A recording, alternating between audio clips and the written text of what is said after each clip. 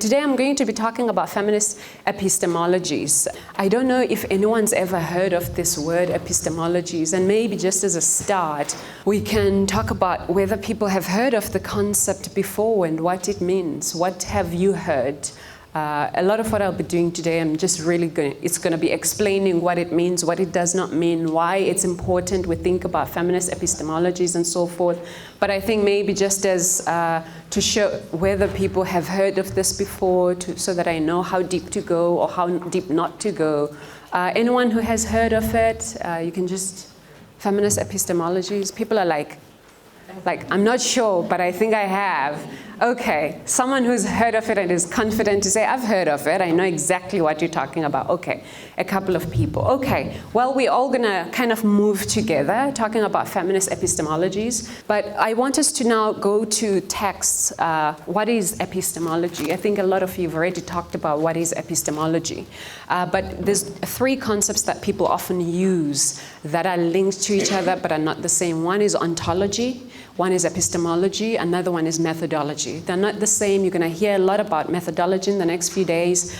You're probably not going to hear a lot about ontology, but ontology is as important as epistemological questions. When we're talking about ontological questions, we're really talking about a state of being. We're talking about questions that link to issues of existence and so forth. So I'm not going to touch on that today, but I am going to touch on epistemology.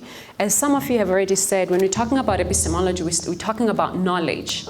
We're talking about how knowledge is produced. We're not just taking or giving knowledge an ontological status. In other words, when we're talking about epistemology, we ask questions about knowledge itself. We're not saying knowledge exists and how do we use it, but we say, hang on, we need to ask much deeper questions about knowledge. We say, actually, what is the source of this knowledge? What are the roots of this knowledge? So when we're talking about epistemology, we're talking about those theories of knowledge. How do we come to know the things we know? When we're talking about epistemology, we're not talking necessarily, even though it's connected, we're not talking methodology yet, but we're talking about that root, the epistem. So when you talk about some people being experts, where do they get that knowledge from? Where does it come from? So we're theorizing how we come to know the things we know. There's lots of questions that are sort of central, or concepts that are central when we're talking about epistemology. And I think some of you have already touched on them. The question of origin is very, very central. So when we're talking about the root, we're talking about the origin. Where does this knowledge come from? What are the origins of the knowledge that we're talking about? So origin is very important, but sources are also very important. You are talking here about different sources that you draw knowledge from, different sources, whether they're valid or not valid. So when we're talking about epistemology generally, we're talking about those sources and the knowledge that those sources produce or those sources hold. We're also talking about the nature of knowledge itself, the nature of knowledge. What are the values? What constitutes? What it actually is this knowledge that we're talking about? But we also know that it has limits. So what are some of the limits of the knowledge that we hold? But really, I want you, when you think, because these are concepts that people often think, oh my God, epistemology, ontology, how do I differentiate between these two things? I often say when you're talking ontology, when you're talking ontological questions, you're talking existential questions. When you're talking epistemological questions, you're talking questions of origin. Where does something come from? In other words, you're not assuming it exists. In other words, you're not giving it an ontological status. You are asking, how does it even exist? Where does it come from? What are its origins? So when we're talking about so one of the big questions then when you're reading, whether it's your economics text, your legal text, one of the questions that feminist economy or feminist epistemology wants you to ask of the texts that you work with is, how do we know what we know? So whether you're talking about women in, you said, what were the women you're talking about earlier? The midwives. Midwives. So how do the midwives know what they know? but also how do nurses know what they know? In other words, you're really interested also in questions about the sources. The question of validity when you're talking about knowledge is also very important. It's something you talked about, validity of knowledge. Is this knowledge valid? These are things that epistemology is concerned about. Is this knowledge valid or is this knowledge not valid? Whether you're talking about life, whether you're talking about markets, you said here there are some people who are not necessarily considered experts. So the question of validity when it comes to knowledge that's produced by people who are not seen as experts, the question of validity comes to play. And that's something that I think also is very important. You need to keep in mind when we're talking about epistemologies. But mainstream epistemology emphasizes certain assumptions about this theory of knowledge. Mainstream epistemology emphasizes things like neutrality. So when we're talking about mainstream epistemology, it assumes that the knowledge that we have is neutral knowledge. But also, it assumes that the knowledge that we have is objective knowledge. What do we mean by objective knowledge? What do we mean by neutral knowledge? It assumes that the knowledge that we have is not influenced by external factors. There's various external factors that can influence how you look at the world, how you view the world, how you know the world, what you know about the world. So whether you're a woman, the ways in which it affects how you read the world. But mainstream epistemology says, no, no, no. Knowledge is neutral. Knowledge is objective. There's no subjective element to knowledge. I think someone talked about subjectivity earlier. So it assumes all of these things, but also it assumes universality. So when we're talking about knowledge, but it assumes universality for some knowledges. So earlier you were talking about the distinction or the qualifier of local when you're talking about certain knowledges. In other words, the other kind of knowledge that's produced is not necessarily local. It's assumed or given this universal status. So that's mainstream epistemology. When we're asking questions of knowledge production, there's a whole lot of things we need to take into account. There's a lot of assumptions that mainstream epistemology does not reckon with. It kind of treats these assumptions as natural things. So mainstream assumes that, well, knowledge is neutral. And feminist epistemology says, well, actually, it's not neutral. It's neutral because the subjects you have in mind have been normalized as the dominant subjects. It's neutral because the people who are giving you this knowledge are seen as the natural knowledge holders of sorts. And so feminist epistemology says, no, no, no, that's not the case that there's neutrality in knowledge production. It's not the case that there's objectivity in knowledge production. It's not the case that knowledge produced is universal. If you are producing, some of you are talking about your project and you are talking about women's ways of knowing the world, that it's different from what mainstream economics talks about, women's ways of moving in the world. So feminist epistemology is basically saying that there's other ways of knowing the world.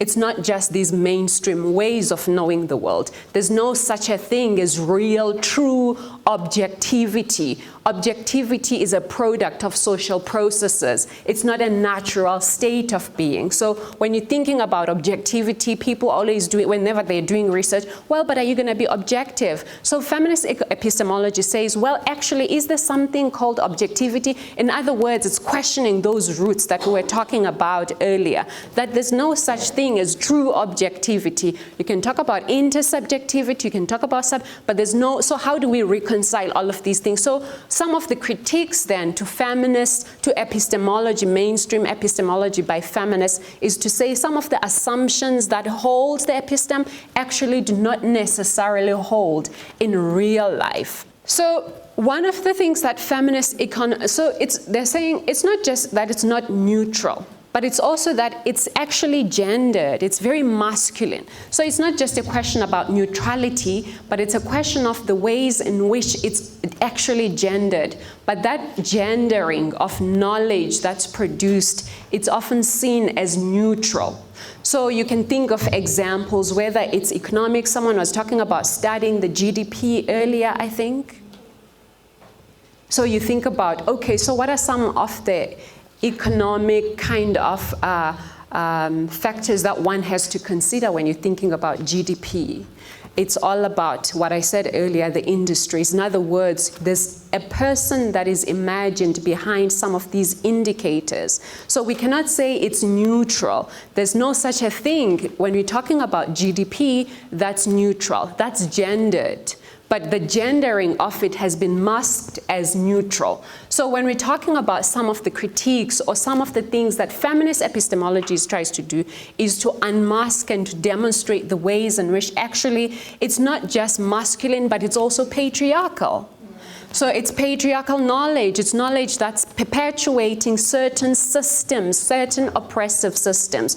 So those are some of the things that feminist epistemology talks about. Those are some of the things when we're asking what is feminist epistemology, some of the things we just need to keep in mind. Obviously, questions about epistemology link to questions of methodology. So how you read the world or how you think about the roots of knowledge determines how you then go to ask questions, who you ask questions from. So, for instance, we talked here about some experts that, oh, some of these people hold knowledge. If you're drafting whether a policy, a research project, if you are assuming that these people are the ones who hold knowledge, that's going to affect or influence your methodology. These are separate questions. You're going to be dealing with them with other people. But for me, it's really just to think about what is feminist epistemology. So at the heart of feminist epistemology is that disruption of mainstream epistemologies. It's not just a disruption, but it's also a reconstruction of a different kind of epistemology. So you're disrupting and you're showing where the limitations of this knowledge is, but you're also constructing a different kind of knowledge. So in what ways then do we construct a different kind of knowledge? In what ways do feminist epistemologies kind of construct it different? They say that actually women are holders of knowledge too. That's one of the things that they say. But it's not just women who are invisible in mainstream epistemology, it's a lot of other marginalized groups. But of course, for feminist epistemology, the main focus is centering or bringing to the fore these voices of women. Are people still following me? Yes. Okay. It's almost like a sermon. Okay, I don't want to preach. I don't preach.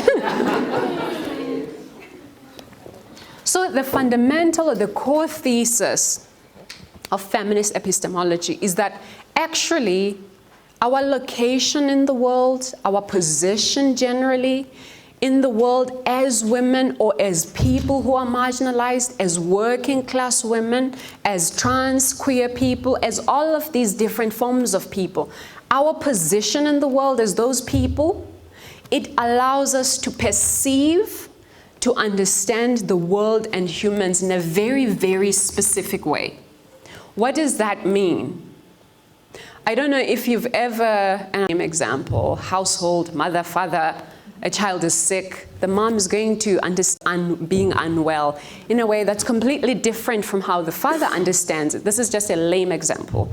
I'm sure you can think of other examples. But while we're saying that, while feminist epistemology is saying that women have a particular way of perceiving the world, they also do not want to essentialize womanhood, right? In other words, yes, they do, but it's also not like a natural thing. It's because of the ways in which women have been socialized. So I don't want you to think of it as, oh, yeah, it's because we're women. No, no, no. It's because we're women who have been socialized in particular ways. Women who are not socialized in those ways would not be able to perceive the things that women who've been socialized in the very dominant ways are able to perceive things. Does that make sense? So it's also questions of social construction. I don't want you to think of these as like natural things. So it's then challenging this male bias in existing perspectives. That's what it's also doing. That a lot of the ways in which we understand life, actually, humans, it's from that male bias perspective. I have a friend who just passed away not too long ago who had a heart attack. And who were all so shocked, how come there were no signs? And doctors were like, no, no, no, there were signs. But people don't know the signs that women often show when they're going to have a heart attack. Because medical knowledge, it just really reproduces it takes for granted that the person who's going to have a heart attack is a man.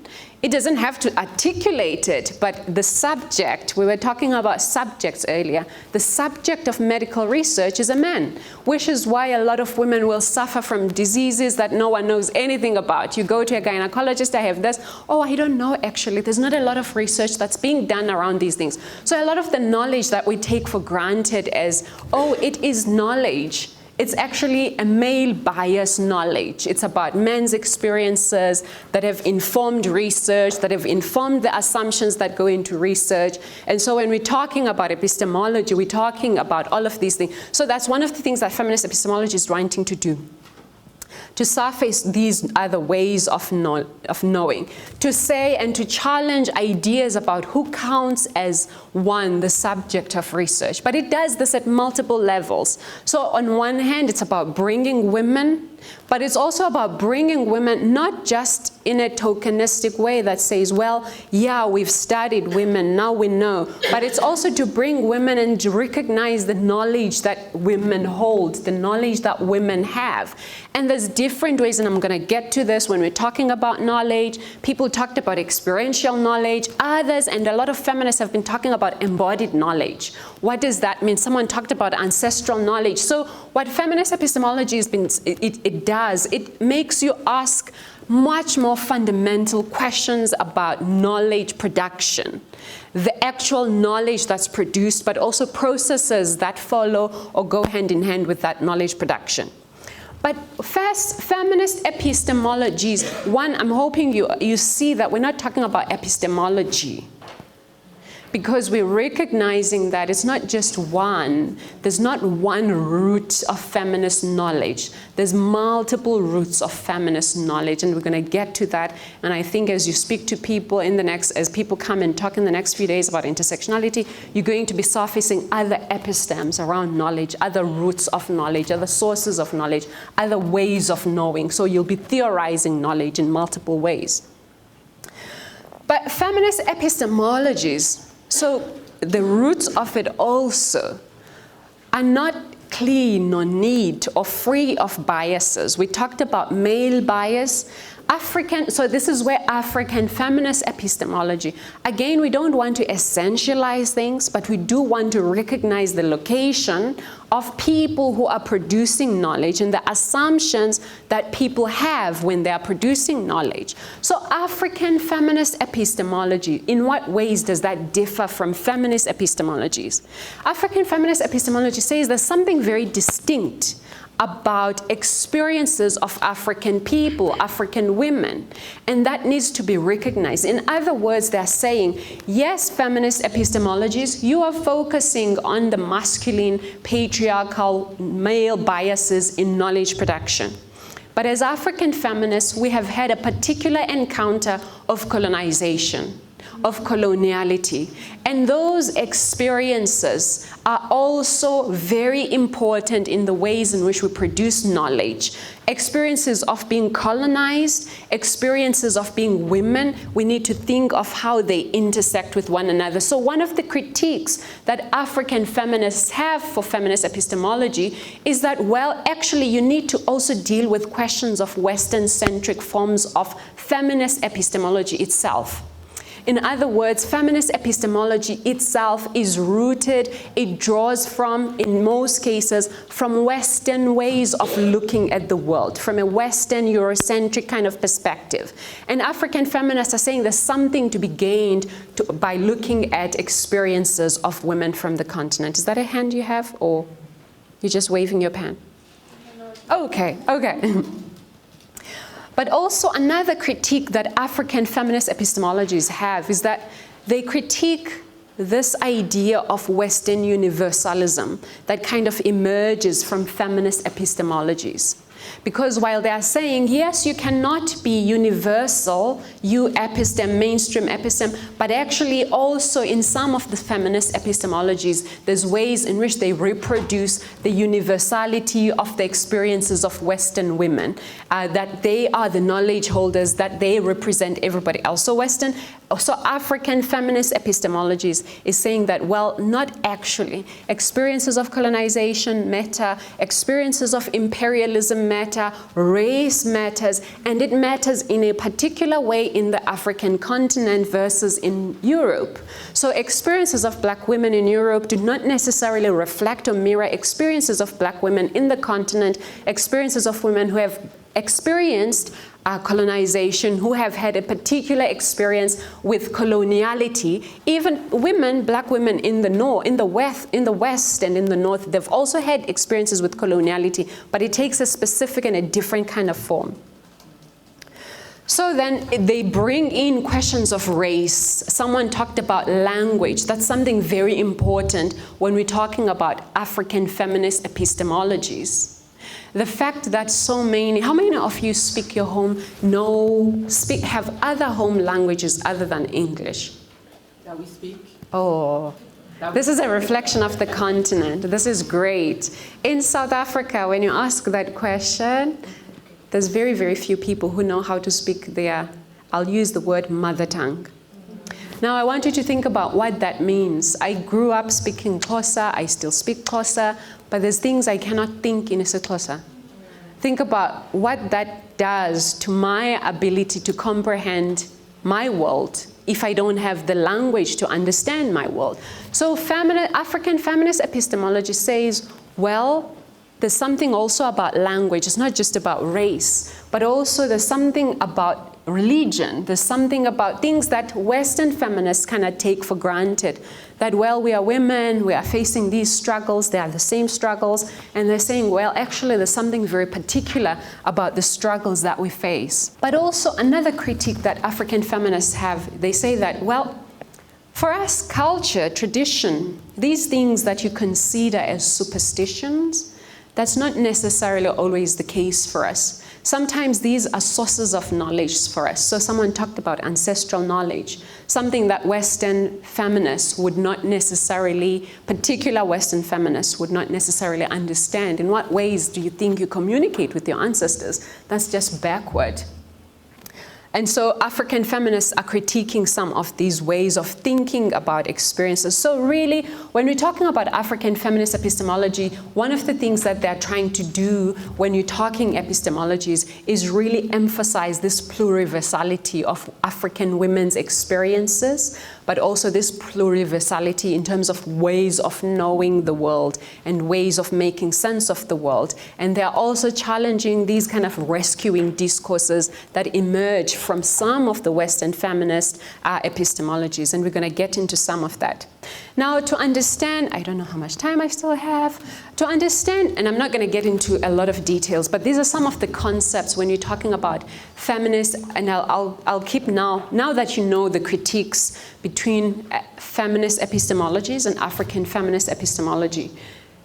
I'm going to kind of use the two as one, but you know that there's a distinction between the two. So when I say feminist epistemologies, it's really just a shorthand for African feminist epistemologies, but also I'm recognizing the ways in which these two epistemologies also speak to each other, because they're not only in contestation, they're also in some instances in dialogue with each other. They're also surfacing similar kinds of epistemic violences. Someone used that word earlier. So when we're talking about epistemology, and even in the answers that we were giving here, some of the things I want us to just think very seriously about in relation to the work that we do, in relation to where we are located, in relation to the questions we are holding, and the kinds of answers we think we're going to get from asking the questions we are asking. One of the things I want us to really take seriously is the colonial epistemologies. Is that I talked about mainstream epistemology. That's where I'm going back, I'm going back to that now. That it's not just mainstream. That's why it's so important to pause and to ask these fundamental questions about knowledge production. Because it's not just mainstream. When you say it's mainstream, you're kind of stripping it of something that I think Amina used the word violence to talk about it. We're stripping it of the violence that actually is embedded in mainstream epistemologies. The reality is that mainstream epistemology is colonial epistemology. And we know what that means. Much of the things we kind of accept as truth of knowledge is not universal, but colonial. The very frameworks we use to study, to teach, to define, to research, all of these are rooted in empire. Not just rooted in empire, we know the things that empire comes with. It's patriarchy to some extent, not that it comes only with empire, but there's a particular way in which empire sort of resignifies patriarchy. We also know about racism. So we need to think about these colonial epistemologies as exactly that they are not divorced from these very violent histories that we're talking about. And so if we're saying we want to surface women's knowledges, what does that mean if we are not undoing, disrupting some of these colonial epistemologies that we are working with? So when we're talking about feminist epistemology, it's not just about, oh, this is one way in which women understand the world. No, it's one way in which women understand the world as a way of undoing colonial violence. So it cannot be divorced from that. But it's also important to recognize as we ask and answer questions of who's an expert, who holds knowledge, it's also important we recognize that while it's about colonial epistemologies, these colonial epistemologies did not kind of end at the end of colonialism, of the colonial encounter, but they continue. In what ways do they continue? So when we're talking about, for instance, authoritative bodies, like when we're being honest about those, we're not saying local people, right? We need to think about the ways in which some of those authoritative bodies are universities. In what ways do universities reproduce the very same colonial epistemologies that we need to undo? So when you're saying you're doing economics, what are you learning? What are you reading about? So there are institutions today, universities, economies, policies, all sorts of things that kind of reproduce this colonial epistemological basis that some feminist economics are trying to undo. So colonialism, in the case of what we're talking about, it didn't just end with land and labor, seizing of those two things, but actually it was really also about seizing and erasing other forms of knowledge, other ways of knowing. So we need to reconcile these things when we're talking about colonial epistemologies or mainstream epistemologies and really recognize their connections to coloniality.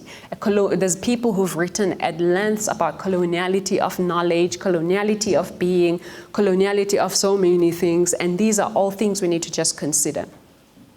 So when we're talking then about mainstream, it's not like sort of an innocent kind of mainstream epistemologies. It's epistemologies that have these fingerprints of empire in them. And that's something that we need to, and the fingerprints of empire are structured through racialization or racial, gendered, and colonial legacies and hierarchies. There's calls, obviously, to dismantle these colonial legacies. I'm not going to get into them now. I'm looking at time. I'm really running behind. But another one is epistemic hierarchies. It's something we've already talked about. We know exactly what this means. When we're talking about who are the knowers, we know that if we were to put this in the order of importance, some people would be like right at the bottom. Some people would be completely invisible. When we're talking about activists as knowers, we know that no one's going to invite an activist to come and draft an economic policy because there's hierarchies in knowledge production.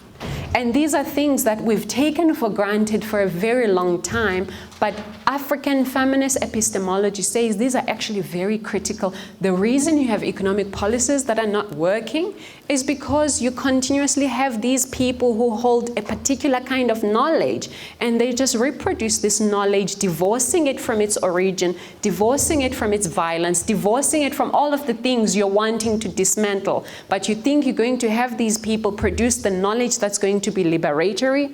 It does not work like that. So questions about epistemology speak to questions about methodology, as I've already said. Now, these hierarchies are often invisible.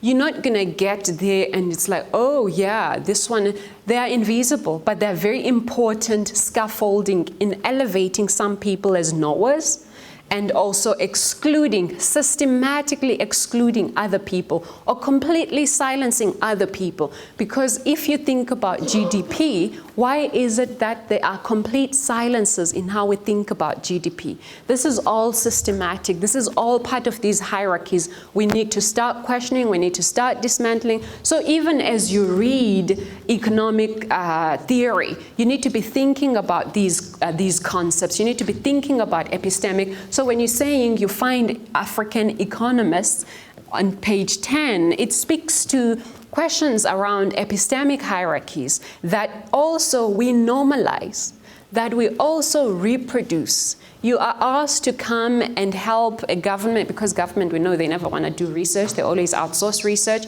They say, we want to do research on ABCD, economic policy, blah, blah, blah. And you go and you speak only to particular groups of people. You want to speak to the Nedbank economist. You want to speak to the experts at university. You never want to speak to the street traders. You don't want to speak to domestic workers or to the unions, because you also think about, or you have internalized and normalized these epistemic hierarchies, that it's only some people who can actually help me draft a policy. It's only some people who can help me speak theoretically to the government in ways that would give the government an impression that the knowledge I'm producing is legitimate. So when we're talking about these epistemic hierarchies, it's something very important that we need to take seriously. And we know that these hierarchies, now I'm not just talking between experts and non-experts or activists, but I'm talking even between us as academics. These hierarchies exist. So academics are not the same. There are Harvard academics and there are UCT academics. You know the hierarchies, right? Even within the country, there are academics from some parts of the country and academics from other parts of the country.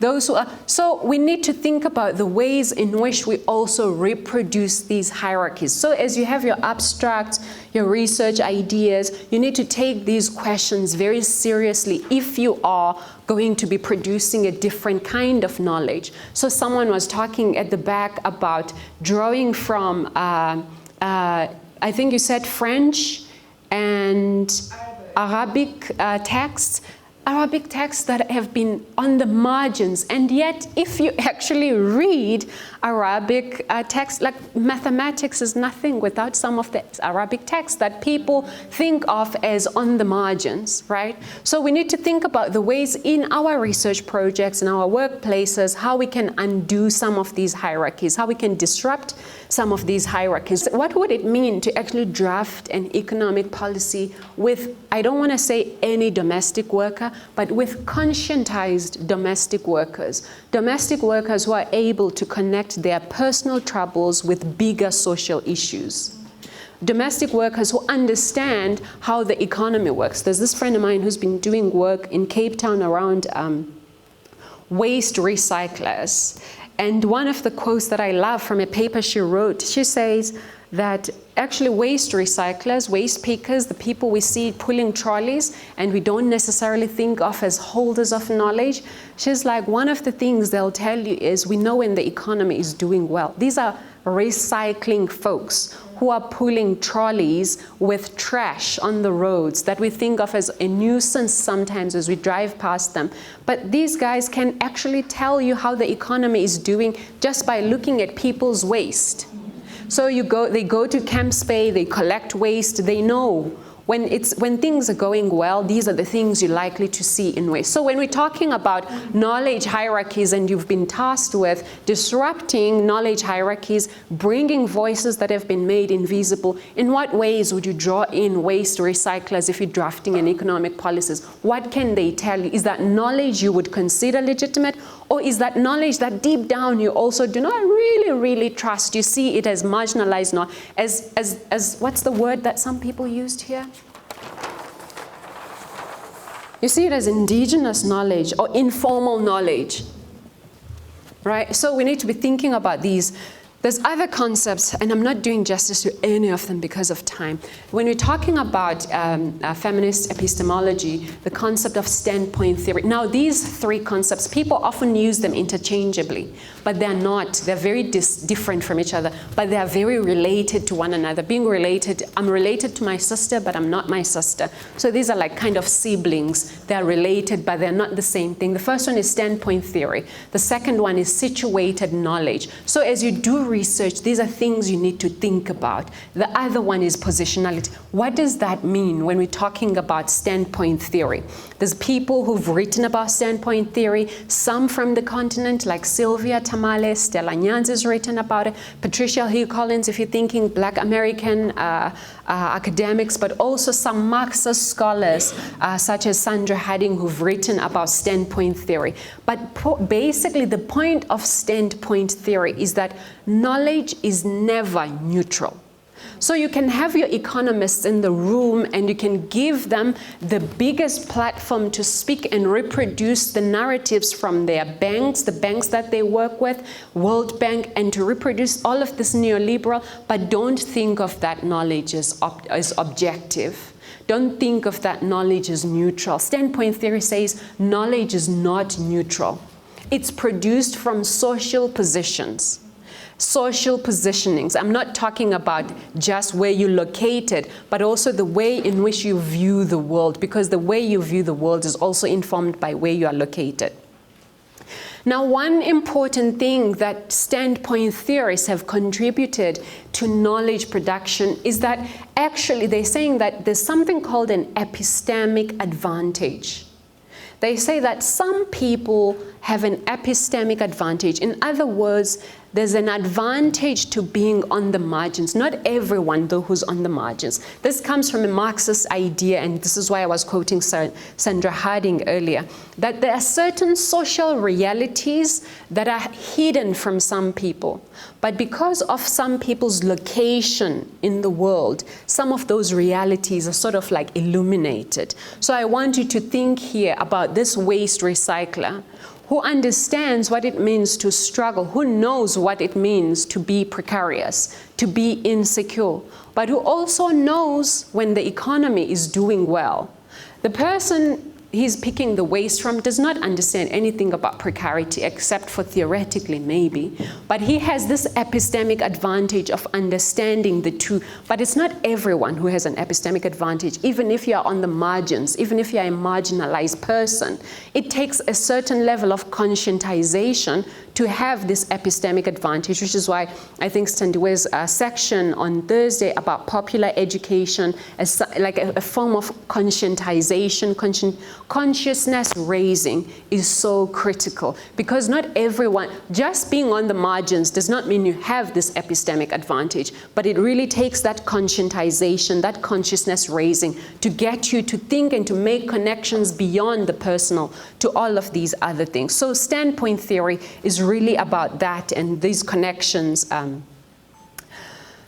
Okay, there's also critiques to standpoint theory. One I've already talked about, that essentialization. Yeah, just because you're struggling does not mean you understand. I have been in union meetings where workers are saying, we want the business to do well. Yeah, but if it does well, you're not going to earn better wages. You know? So I'm not saying that when we're talking about this epistemic advantage, everyone has it. So there's something about political struggle, being involved in political struggle, class consciousness developing, or class or even gender consciousness or consciousness raising, very central in understanding this standpoint theory. Another one is situated knowledge, and everyone who's read this, who's heard this, Donna Haraway is the big scholar, but there's also lots of activists and also lots of scholars from the continent, Shemaine Pereira being one who's based in Nigeria, who talks also about situated knowledge. That knowledge, there's no neutral vantage point when it comes to, so it's different from standpoint. This one is talking about a vantage point, the way where you're located that helps you to view the world, that it's not neutral. It's situated, it's shaped by your experiences, it's shaped by your identity, it's shaped by your relations, your relationships with other people. Just by leaving South Africa, exploring the continent, you come back to South Africa, you view South Africa differently. In other words, your vantage point kind of changes. Now, by being a woman, having particular experiences, and being conscientized in theorizing and making sense of those experiences, it gives you a different vantage point. So when we're talking about situated knowledge, we're talking about knowledge that is aware of where it's grounded, that is aware of where it comes from, that actually takes seriously the position of the person who is producing the knowledge. Now, this vantage point I'm talking about, it can operate at multiple levels. It can operate at a macro scale. Okay, yeah, we are people who live in Africa, who have a particular encounter with imperialism, but also actually, yeah, I'm a person who's located in the domestic sphere, who understands economics from that domestic sphere. So when we're talking about situated knowledge, we're not just talking about situated knowledge in an abstract, but there's ways in which you can concretize what we mean by situated knowledge. So a market woman is going to have a particular situated knowledge based on her experiences as a successful businesswoman who is not recognized by these formal economic models. She's going to have a particular experience or way of understanding the economy that's going to be different from that economist that everyone at CNN invites. But it does not mean that her experience is not valid just because it's drawing from her situatedness. But also the expert from a formal institution, it does not mean that their work, their knowledge is covering everyone, is not universal. So those are some of the things when we're talking about situated knowledge that we need to take into account. Positionality. Now, this is something that is very important, and people often think, I hate it so much when students are presenting proposals, in this case abstracts, but you guys did not do it, thank God. But when my students are presenting their proposals about research projects that they're going to do, they'll say, oh, I'm a middle-class black woman, and therefore I will be conscious of my class position. That's not what positionality is about. Positionality is really about developing an ethic to how you do research, to how you treat knowledge production. In other words, it's at the heart of the ethical questions around knowledge production. It's not just something you say in order for people to know, I'm a white woman and therefore, no. What does that mean? What does that mean that you're a white woman? What kind of power are you taking in with you? What kind of colonial epistemologies do you hold?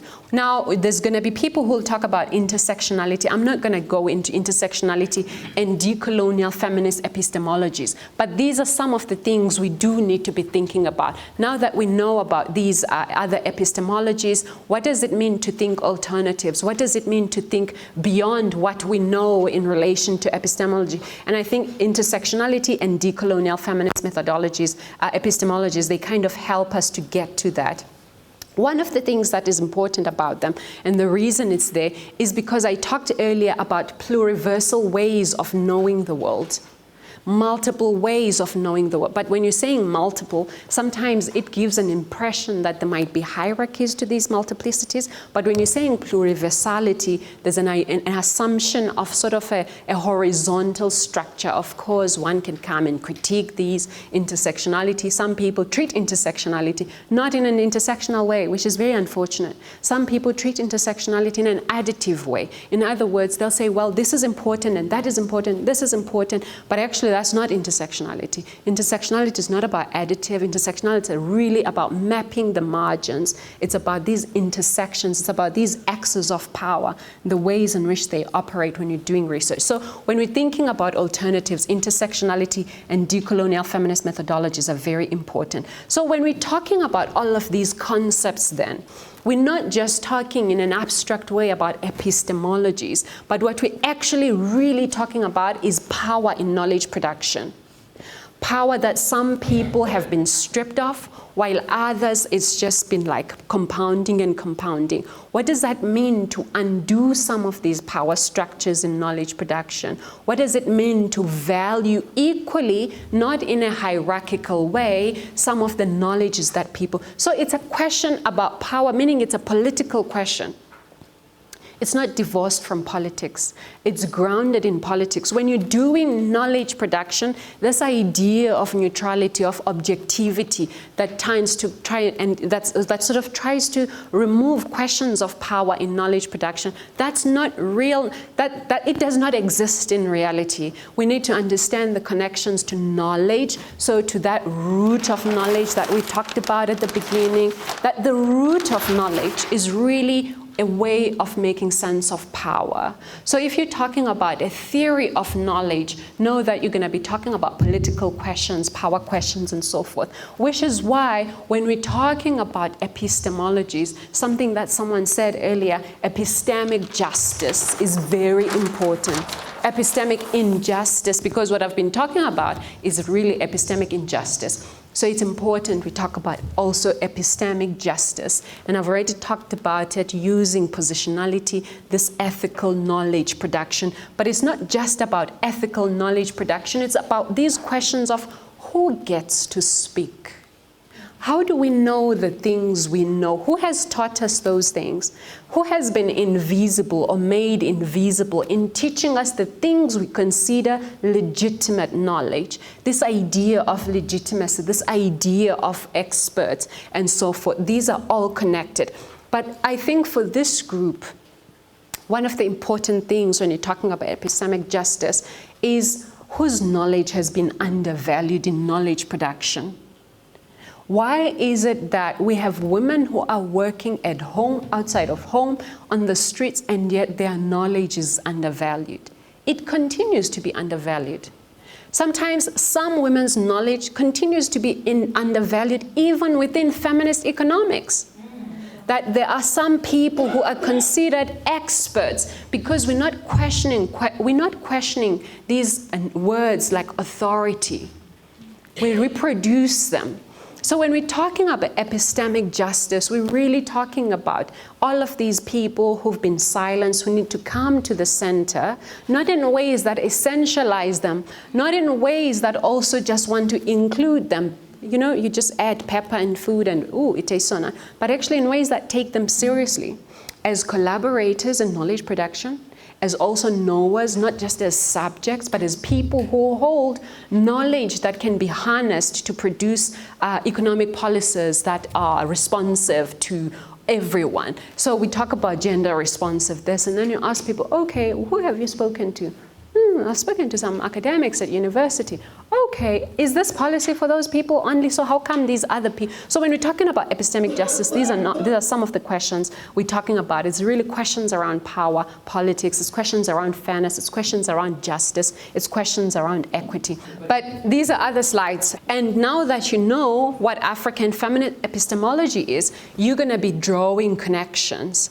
Here, I was going to talk to you about sort of not alternatives, but when we're talking epistemologies, we're talking about various ways of knowing, of making sense of the world. So we're not talking about things as if they are in opposition always, but also sometimes, so what does it mean to think about other ways of knowing, centering those other ways of knowing? What does it mean when you're talking about street traders?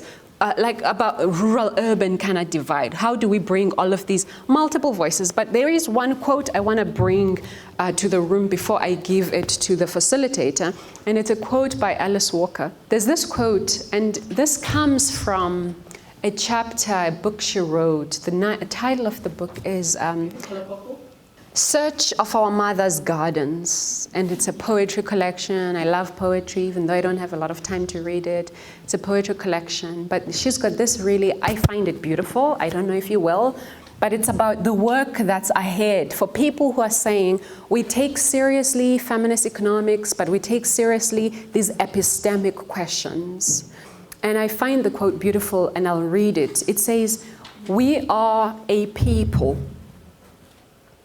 Just that alone, I think it's so affirming. We are a people. A people do not throw their geniuses away. If they do, it is our duty, everyone here, it is our duty as artists, as witnesses for the future to collect them again for the sake of our children, and if necessary, bone by bone, piece by piece. I think that's the duty that, as you're saying, you take these questions seriously.